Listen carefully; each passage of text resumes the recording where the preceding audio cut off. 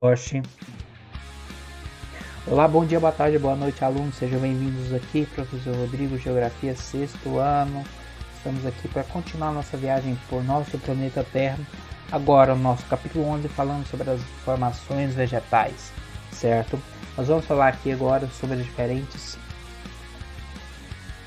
formações vegetais que nós encontramos no nosso planeta, certo? Então, pega o livro de vocês a partir da página 34 do capítulo 11, marca texto, lápis de cor ou qualquer outra coisa para me falar as partes que eu deixei marcadinhas aqui para vocês, certo? Então vamos lá. Os continentes, eles apresentam muita diversidade em suas paisagens, né? Principalmente quando a gente olha para as vegetações, né? E várias coisas interferem nessa diferença, vários fatores naturais, principalmente relevo, que é a nossa altitude, os climas, solos, entre outras coisas, né? Essas vegetações naturais, originais do nosso planeta, são bem diferentes umas das outras. Nós temos lugares frios, com gelo, lugares quentes, com areias, florestas cheias de plantas sempre verdes. Então nós temos muitas características diferentes, né? A nossa vegetação, ela é muito influenciada pelo clima, temperatura, umidade do ar, a luz do sol, fatores que são importantes, indispensáveis para a formação da vida na Terra e que são fundamentais e determinam a distribuição e características das espécies vegetais por todo o nosso planeta. Árvores como seringueiros e cacaueiros, que são extremamente ligadas a um clima quente e úmido, não sobreviveriam em lugares frios. Da mesma forma que um cacto, se pegássemos um cacto adaptado a viver no deserto e colocássemos em uma floresta amazônica, ele apodreceria, porque ele não é adaptado a viver com tanta umidade.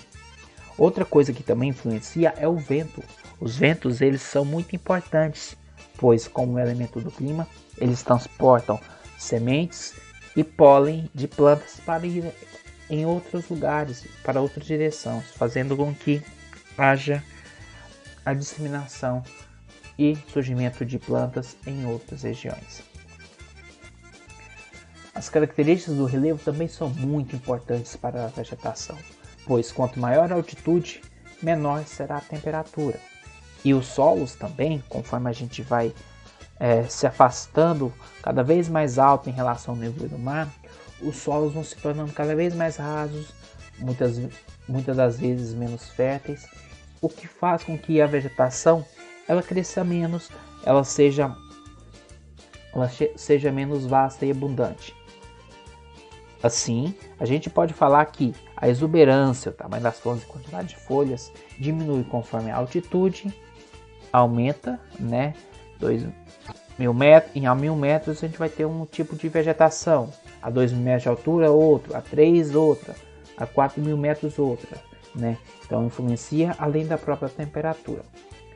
Em alguns casos a vegetação ela também pode influenciar o clima, no caso a floresta amazônica que nós falamos na aula passada, e por quando se uma floresta ficou muito úmida, né, ela acaba liberando muito vapor de água. Esse vapor de água vai para a atmosfera, formam-se as nuvens ali e essas nuvens fazem com que o clima nessa região seja sempre úmido. Então a vegetação também pode influenciar o clima e não apenas o clima influenciar a vegetação dos lugares. Continuando, as formações vegetais são conjuntos compostos por espécies de plantas de um determinado lugar, de uma determinada região.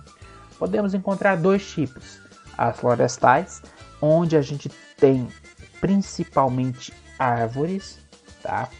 Temos plantas também, mas a maior parte dominante desse tipo de vegetação são as árvores. E temos também as formações arbustivas, que são aquelas formadas por plantas de pequeno porte, né, com tamanho menor, como arbustos, gramas, né, formações vegetais que não crescem em manto, como as árvores.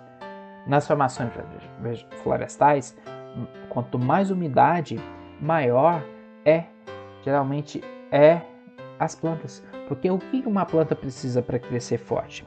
Luz do sol e principalmente líquido, né? Água. Então, lugares mais úmidos, as plantas, as árvores tendem a crescer mais.